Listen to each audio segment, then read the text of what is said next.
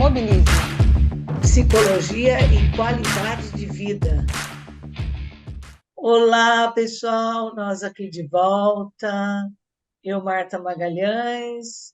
E eu, Adriana Amaral, para o nosso 8º episódio da 3ª temporada.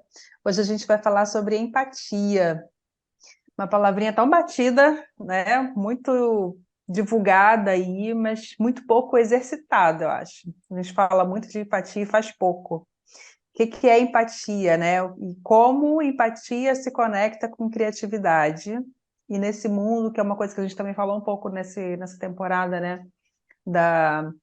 Das cobranças, né? Do capitalismo, da pressão, esse mundo que exige tanto da gente, tanta produtividade, né? O que é ter empatia? Quando a gente vê o dicionário, a empatia é poder se colocar no lugar do outro, né? Capacidade de se identificar com outra pessoa, sentir o que ela sente, querer o que ela quer, aprender o mundo do modo como ela aprende, né? Compreender emocionalmente a outra pessoa. E aí, quando a gente fala de pandemia, estou pensando nos tempos atuais, né? Por exemplo, aqui em São Paulo, teve chuva na semana passada muito forte. As pessoas ficaram 30, 40 horas sem energia elétrica. Elas tiveram que ir longe para buscar gelo, para colocar em cooler, para colocar em tambor, em bacia, para pôr as comidas dentro, para poder não estragar as coisas que tinha na Uhum. geladeira, né? E será que a gente pensa, por exemplo, quanta energia faz falta, né? Acaba a água, vira um caos. Greve do gás, vira um caos. Greve do correio, vira um caos. Greve do caminhoneiro, vira um caos. E aí, o que a gente entende é que nós somos mesmo seres que vivemos em cadeias, né? Parece aquelas cadeias alimentares de antigamente, Uhum. que uma coisa que depende da outra, que depende da outra, que depende da outra.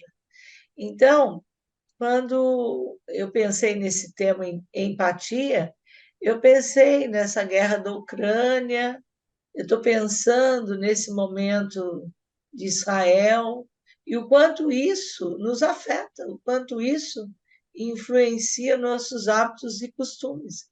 Parece tão distante, mas de repente é tão próximo, né?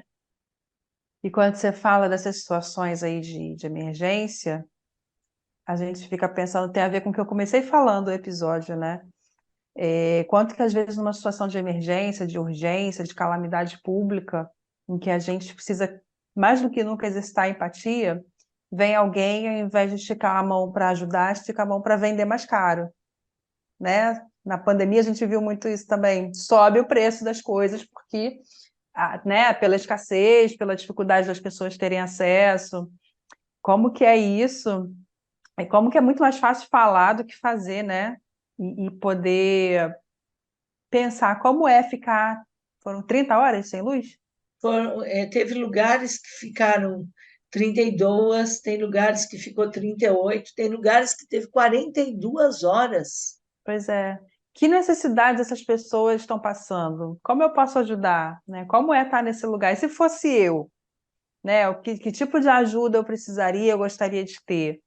E isso a gente está falando dessas situações de emergência, mas é uma coisa para a gente exercitar no dia a dia, né? E ao mesmo tempo eu fico pensando como que também, não sei se existe excesso de empatia, mas eu estou pensando no outro lado da moeda também, que acho que muitas vezes as pessoas se defendem também dessa empatia pela angústia que isso causa em algumas situações.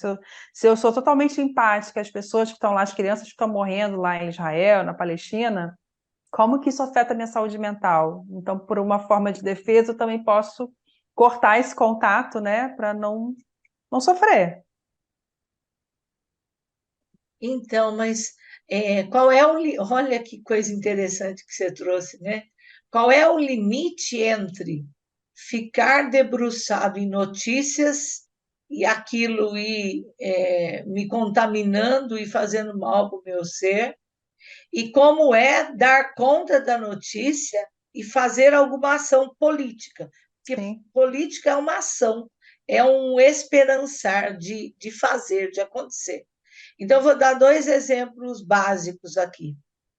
Se todos nós cuidássemos um pouco mais da reciclagem de lixos, daquilo que é orgânico, daquilo que é alumínio, daquilo que é vidro, plástico, papel, etc., será que nós não contribuiríamos com essas enchentes, com esses esgotos? Ok, que tem a parte das prefeituras, do governo e etc. Não estou negando isso, mas será que se cada cidadão, eu moro num prédio com muitos moradores, se todos não cuidarem, como é que vira isso daqui, né? E Uhum. aí uma outra coisa que fez na pandemia nós pensarmos, nós não podíamos ir para longe, né? Os shoppings e as grandes redes tá sempre cheia de gente comprando. E aquele comerciante local que é aí do seu lado, que quando você tem uma emergência, é ele que te salva. Mas quando você tem uma compra grande, você vai lá do outro lado, por causa de preço. Ok. E aquele grande pode vender menor porque tem mais pessoas comprando. Esse pequenininho não pode porque o comércio dele realmente é menor e tudo mais. Então começa a empatia pelo próprio local, né? Eu me lembro que quando pequenininha, as pessoas trocavam alimentos das plantações. Um plantava feijão, o outro plantava arroz, o outro plantava café, o outro plantava milho, o outro plantava cana. Era um sistema de troca. Hoje não tem isso. Você mal conhece o vizinho que mora ao seu lado. Você entra dentro do elevador, às vezes não tem nem bom dia.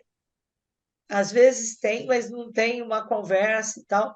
Então eu fico pensando hoje que empatia é essa que nós estamos colocando? Que lugar é esse da alta performance, do grande desempenho? E é uma corrida do comerciante, é uma corrida do atleta, é uma corrida do profissional.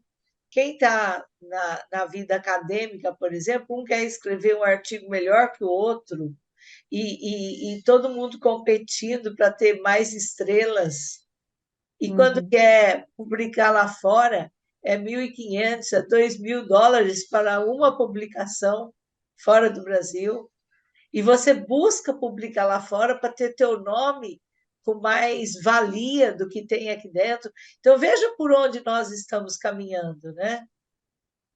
Como falar de empatia se a gente não conhece o outro, né? Como é que eu vou imaginar, né, me colocar no lugar do outro se eu não sei quem é esse outro? Você falou aí dos prédios, e cada vez mais a gente foi se enjaulando, né, em prédios, em condomínios fechados, por conta de diversas questões aí sociais, e a gente muitas vezes mal conhece o vizinho, mal conhece o colega de trabalho, para ter essa empatia, né, para perceber que a pessoa está precisando de alguma coisa. E quando você fala disso, eu penso também nesse olhar, né? O olhar para o outro e o olhar para mim. E quando esse olhar fica muito polarizado só em mim, eu me cego para o que está do lado de fora, né? Ou vem, o que a gente vê muito também aí nas sessões de terapia, né? O julgamento e o medo do julgamento.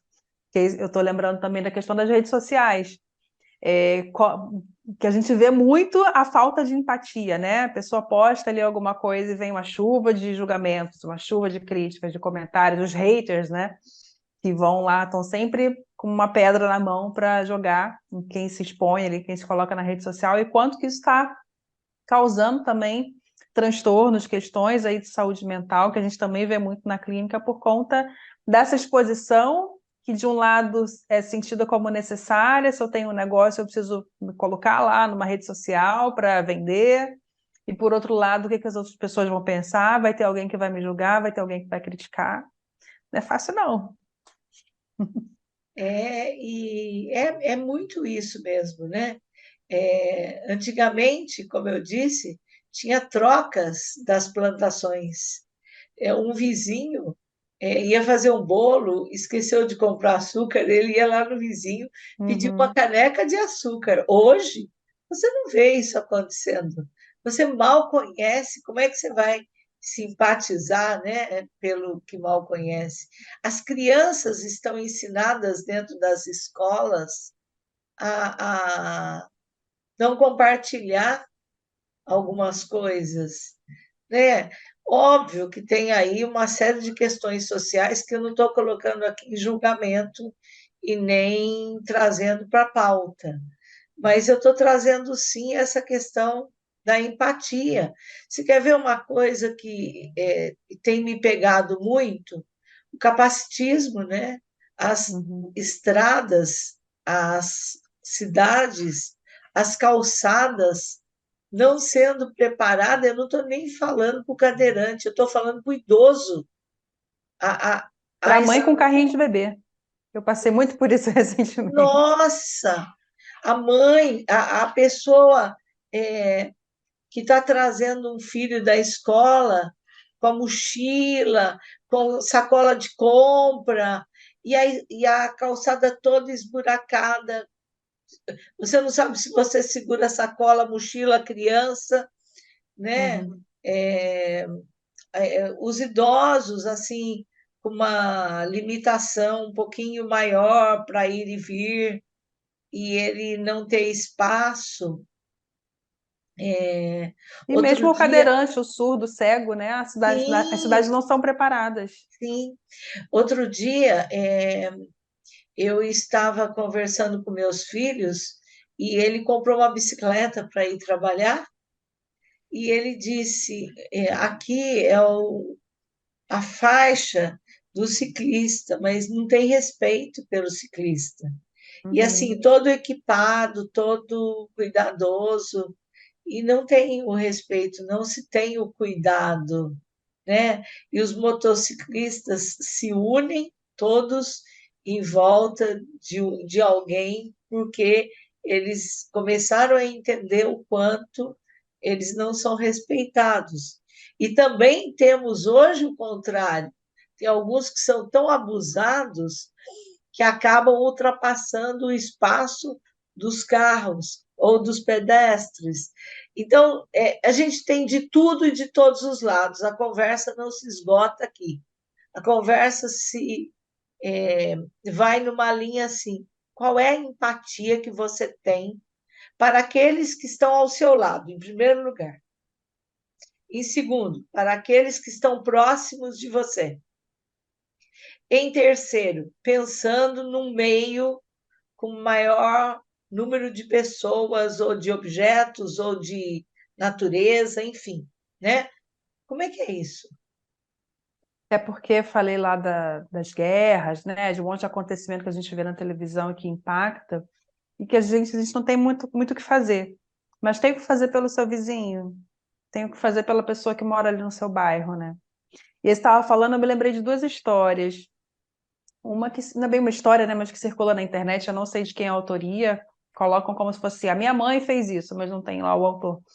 Que é assim, eu sou péssima para contar a história, quem conhece já sabe, mas é mais ou menos isso. Minha mãe pediu sal para o vizinho, e eu perguntei por quê, porque tinha sal à beça em casa. Ela falou, porque o vizinho não tem muito dinheiro, não tem muita condição, e volta e meia me pede alguma coisa. Então, de vez em quando, peço uma coisinha lá que eu sei que ele tem, só para ele não se sentir mal. Né? É uma história de empatia bem legal, assim, de poder também acolher aquela pessoa, mostrar aquela pessoa que ela também é importante. E a outra é da Sopa de Pedra, que é um conto que eu ouvi num podcast infantil, que eu também não vou saber aqui, depois eu posso botar lá no Instagram as referências, mas que é da menininha que na comunidade dela também, né, na vila onde ela mora, vai fazer uma sopa de pedra. Estão com fome, ela vai fazer uma sopa de pedra e aí começa uma sopa de pedra. Mas então eu vou trazer um macarrão, mas então eu vou trazer uma batata, eu vou trazer uma cenoura, e no final vira uma sopa de entulho, né, daquelas bem gostosas, que a finalidade não era a sopa de pedra, era as pessoas compartilharem ali, né? Então vem da iniciativa de alguém, que no caso é a menininha, para poder as pessoas terem essa, mas então eu vou lá e vou ajudar também. Muitas vezes a gente precisa desse pontapé, né, para poder se ligar que não está sendo empático, se ligar com a sua solidariedade. A gente está falando muito de solidariedade quando fala de empatia, né? Às vezes precisa olhar alguém fazendo para fazer, mas muitas vezes é você que vai ser essa pessoa que os outros vão olhar e vão se inspirar e fazer também. A semana da criança e do professor, eu estava atendendo, dando orientação para um grupo de orientação vocacional, e aí eles trouxeram essa campanha da festa da criança, que cada um dava uma coisa e levava para alguma instituição ou para viadutos, com crianças, com família, e que esse ano eles tinham pensado uma coisa diferente. E aí eu perguntei o que eles tinham pensado. Então, eles pediram para o dono da escola comprar sacos de lixo de 50 litros. E eles iam sair cada rua, 10 alunos e um professor. Cada rua no entorno de alguns quarteirões da escola. E aí eles iam fazer a coleta de tudo que eles vissem caído. Na rua, no meio do jardim, que não fosse, enfim, eles iam Lixo, né? limpar, eles iam limpar o espaço. E depois, no dia seguinte, eles criaram uma mesa comunitária em volta da escola e que eles anunciaram um mês antes, todos podiam trazer o que quisessem para a mesa. O dono da escola daria o chá, o café, o suco e a água. E os copos. E os guardanapos puseram na mesa e tal. E daí eles filmaram isso, os adolescentes de primeiro, segundo e terceiro ano que fizeram isso. E foi uma coisa assim que o bairro ficou feliz, todo mundo ficou e propuseram para o outro ano de novo e tal. Então, a proposta deles era a empatia pelo próprio bairro, que eles não tivessem assim, que sair dali para levar para outro lugar, mas que o presente deles seria ali no entorno.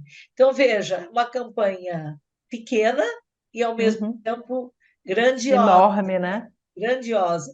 Ela ganhou uma proporção tão legal que tiveram pessoas querendo doar já para o próximo ano, já tem um monte de ideias, né? Então, veja aí como é possível. Um ótimo exemplo para a gente fechar, ficar de inspiração aí para quem está ouvindo, para quem está assistindo, né? A gente não precisa fazer muito, a gente precisa olhar para o lado. Às vezes, na sua própria família tem alguém ali com quem você não está sendo empático, né? E poder ter essa autocrítica, poder julgar menos e olhar mais, né? Enxergar quem está ali com você.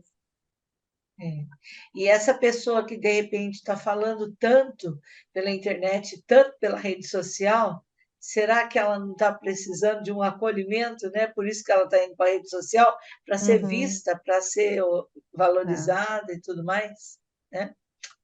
É isso. Então tá. Até mais, pessoal. Até o Até a próximo. próxima. Tchau, tchau. Mobilize. Psicologia e qualidade de vida.